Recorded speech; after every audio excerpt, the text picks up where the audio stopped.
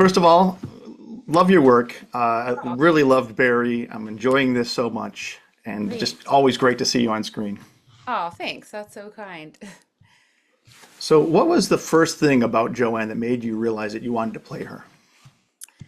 Well, honestly, it was less about Joanne and more about the script as a whole. I read the first two scripts before meeting Jonathan, and I was just blown away by the writing, by the satire, but the sort of pathos. I always describe it as satire with pathos, which is kind of my favorite genre. And I feel like he was really asking these huge questions about humanity and where we're at right now, and he was doing it in an honest way and maybe even a dangerous way that I feel that I wasn't seeing reflected in other scripts at a time when people are understandably a little bit nervous. So yeah, I just felt that there was something large about the questions he was asking that really spoke to me. And then Joanne, I'm always attracted to characters who speak very quickly.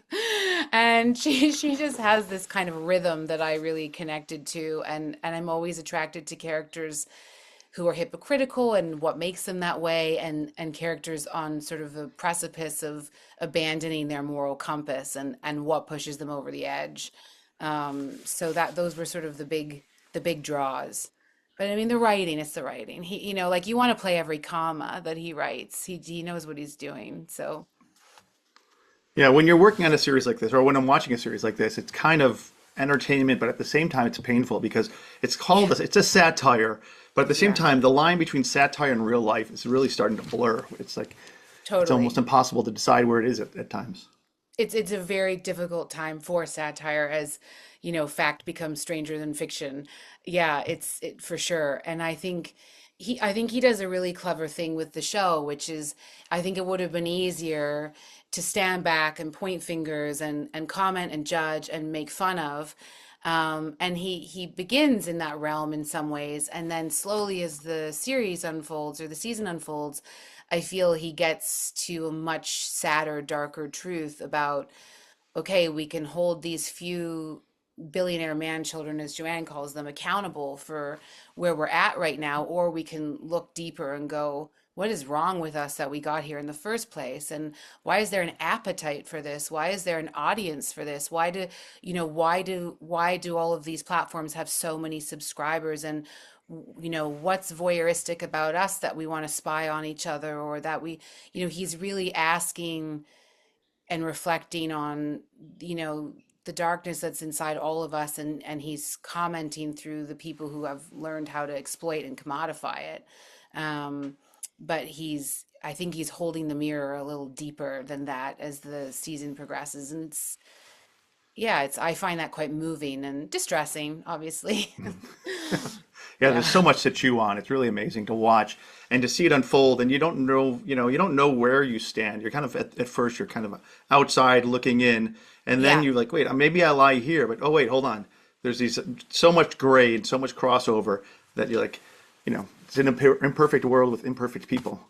Yeah, I'm glad that that's how you felt, because I even think in some ways, even the way we shot it, it's like we start a lot more in sort of wide shots and in a more voyeuristic style of outside looking in, and slowly as the season progresses, we're deeper in close-ups and we're more underneath the emotions of these people. And I think that I think that it's clever the way it draws you in, that it's easy to stand outside of something and judge, and it's harder later to ask the bigger questions about what's in all of us that's driving this. And he could have set the show in other places, but I think it's a great snow globe for these kind of questions and this kind of thesis, because it's so extreme. It's such an extreme world, and it is the home of the self-professed architects of the future. So, he's really asking a lot of big stuff.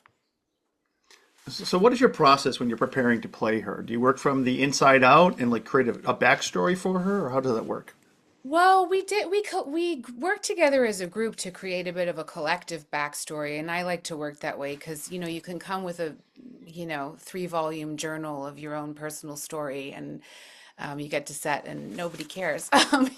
Whereas if you build the world together, you kind of all are singing from the same hymn sheet. So we didn't have loads of time for rehearsal, but we did, and we got into all our little family units and kind of discussed the what happened in each family and the custody battle with Orson, for example, and then why and how Orson's come to live with Joanne and Gary at this juncture. And with Billy, we both like to work, I think, in a similar way, which is to come really prepared with your language, like have the text really ready, particularly with language as robust as this. But to be really open for what could happen in the room with the dynamic between the two of you, because um, I feel like it's in those surprises that the magic kind of happens. And I worked with a really great director called Dominic Cook, who's a big theater director over here in London, who years and years ago who said to us in rehearsal, what you're doing is not interesting and what you're doing is not interesting. It's what's happening between you that I care about. And it's true. It's like that's where the sort of friction is. And so Billy's a very, very spontaneous and willing performer. And I feel like we had a lot of fun trying out different things. I mean, there's certain choices that you obviously have to make. And um, I joke, but to be honest, a lot of it was in the haircut.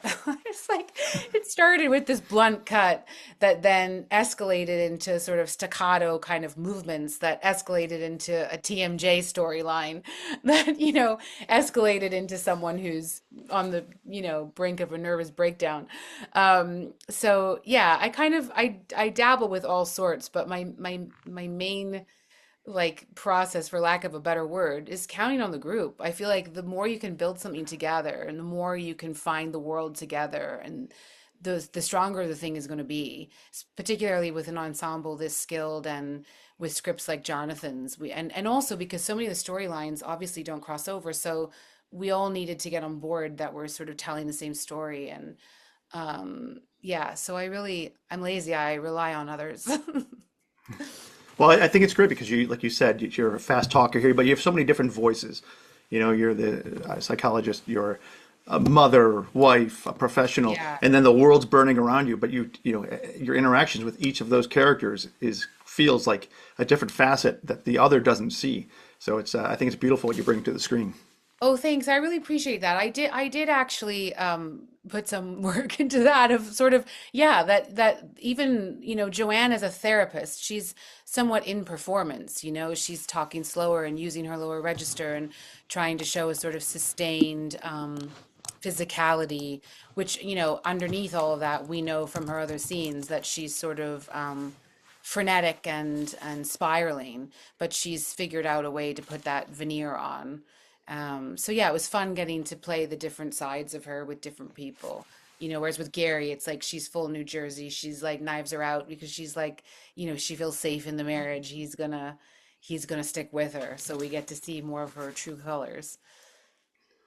Yeah, well, it's excellent. I'm 4 episodes in. I have no idea where we're going, and I cannot wait to see where we do. So thank you so Great. much Oh, for your that's time so today. nice, Stephen. Yeah, thank you for your time. Thanks. Take And care. it's always great watching your work, and it's great speaking with you as well. Have a great day. Well, it's lovely speaking with you, and thank you. Well, Bye. thank you.